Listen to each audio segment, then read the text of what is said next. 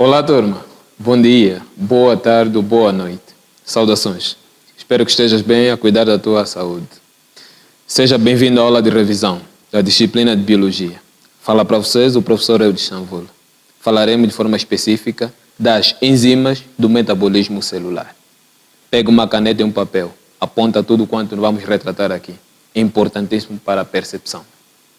Podemos começar. Metabolismo celular define-se como sendo o conjunto de todas as reações químicas que ocorrem no interior das células dos organismos vivos. Este processo biológico é essencial à vida, pois permite a produção de energia e matéria-prima, necessárias ao crescimento, desenvolvimento e reprodução celular. Existem dois processos do metabolismo celular. O catabolismo, que é a reação de degradação de moléculas complexas em moléculas simples. É uma reação exotérmica, pois verifica-se a libertação de energia no rompimento das ligações químicas. Exemplo, temos a respiração aeróbia e a fermentação. E temos o anabolismo, que é o processo oposto. É o processo de síntese de moléculas complexas a partir de moléculas simples. É um processo endotérmico. Exemplo, nós temos a biossíntese de proteínas e a fotossíntese. Catalisadores biológicos são substâncias que têm a capacidade de acelerar as reações químicas. Como é que elas fazem isso? Diminuindo a energia de ativação. Características destas enzimas. Já falei da diminuição da energia de ativação. Uma das outras características é o fato das enzimas acelerarem as reações químicas.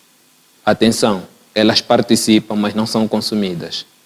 Um outro ponto não menos importante. Reconhecem o substrato pela estrutura tridimensional. Analisamos o gráfico a seguir. A essas horas vocês devem estar a perguntar-se: professor, o que é energia de ativação? É a energia mínima necessária para que uma determinada reação química se desencadeie. Ou, por palavras simples, comece. No gráfico podemos observar duas linhas, uma vermelha e uma azul. Temos os reagentes do lado esquerdo, que é a glicose combinada com oxigênio, e produtos do lado direito, dióxido de carbono com água. Na linha azul representa uma reação com enzima e na linha vermelha uma reação sem enzima. O que é que nós podemos concluir aí? Que nas reações onde não há intervenção de enzimas há um grande valor da energia de ativação. É preciso muita energia para que essa reação comece. E isso não seria viável para o nosso organismo. Levaria à destruição de proteínas, razão pela qual o organismo recorre à utilização dos catalisadores biológicos ou ainda biocatalisadores, porque eles possuem a capacidade de acelerar uma determinada reação química, diminuindo essa energia de ativação que não é tão boa para o organismo. Claro, em grande escala ou em grande quantidade. Aceleram as reações. Observem novamente o gráfico. Nós temos aí no eixo do X, concentração de substrato, e dos Y, taxa da reação. Ambas linhas concorrem para o mesmo fim, mas observem para a linha da reação com enzima. Acontece muito mais rápido. Constituição. Eu quero que vocês entendam primeiro algo, turma. Existem enzimas simples, que são constituídas somente por proteínas, e existem enzimas compostas, que são constituídas por proteínas e um determinado sal mineral. As proteínas simples são constituídas por cadeias polipeptídicas. Uma cadeia polipeptídica é aquela constituída por até 20 aminoácidos. É o caso das enzimas digestivas, mas também encontramos as enzimas compostas, constituídas, como já disse, pela parte proteica, que é denominada apoenzima, e pela parte não proteica, denominada cofator. Analisemos o gráfico abaixo, que já serviu como tarefa. Observe muito bem que a linha azul representa enzima livre, a linha verde, o complexo enzima-substrato, a linha vermelha, concentração do produto, e a linha amarela, substrato. Observe muito bem, há um consumo de substrato para que haja formação do produto, ou seja, há um decrescimento desse substrato. Opostamente, há um aumento do produto. Estamos em condições de falar da especificidade da ação enzimática. Uma das principais características mais importantes das enzimas é o fato de serem muito específicas sobre a reação que catalisam. Cada enzima catalisa apenas um tipo de reação e, na maioria das vezes, atua sobre um único substrato ou sobre um grupo muito reduzido. Eis que surge uma questão pertinente: que modelos explicam a especificidade enzimática?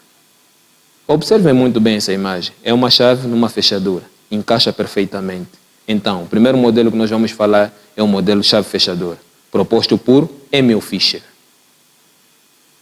Este modelo defende que o sítio ativo, que é o local da enzima constituído por vários aminoácidos onde encaixa o substrato, está programado, muito bem programado, com a constituição do substrato. Observe muito bem, nós temos aí na imagem que vos é disponibilizada, temos o sítio ativo e o substrato. Encaixa perfeitamente. É um modelo de especificidade absoluta.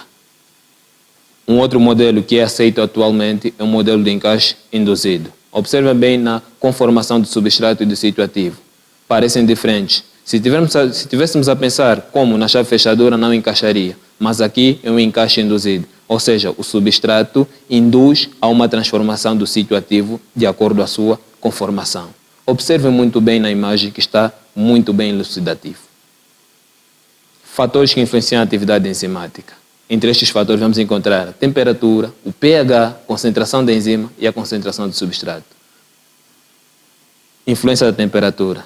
Turma, as enzimas atuam em temperaturas ou a sua atividade é máxima em uma determinada temperatura, que é denominada de temperatura ótima. Abaixo dessa temperatura, as enzimas não catalisam reações algumas. E acima dessa temperatura, as enzimas também não catalisam reações algumas. Aliás, acima dessa temperatura, há uma desnaturação da enzima. Influência do pH. Tal como na temperatura, é necessário um pH ótimo, de acordo com o tipo de enzima. Elas são tão específicas que têm um determinado tipo de pH onde a sua eficiência é muito maior. E esse pH é denominado de pH ótimo. Influência da concentração do substrato. De acordo com a quantidade de substrato, as enzimas vão catalisando certas reações, mas chega a um ponto em que mantém-se constante. Espero que tenhas entendido muito bem a nossa videoaula. Assista quantas vezes forem necessárias. É importantíssimo que percebas para conseguir resolver a tarefa. Então, é as questões para a tarefa. Primeiro, vais falar sobre a importância das enzimas. Segundo, vais mencionar as diferenças existentes nos modelos de especificidade enzimática. O modelo chave-fechadura e de encaixe induzido. E por último, vais justificar a afirmação. Toda enzima é uma proteína, mas nem toda proteína é uma enzima. Utiliza o teu livro e outras fontes. Em caso de dúvida, menciona no grupo do WhatsApp. O professor está disponível para esclarecer. Cuida da tua saúde.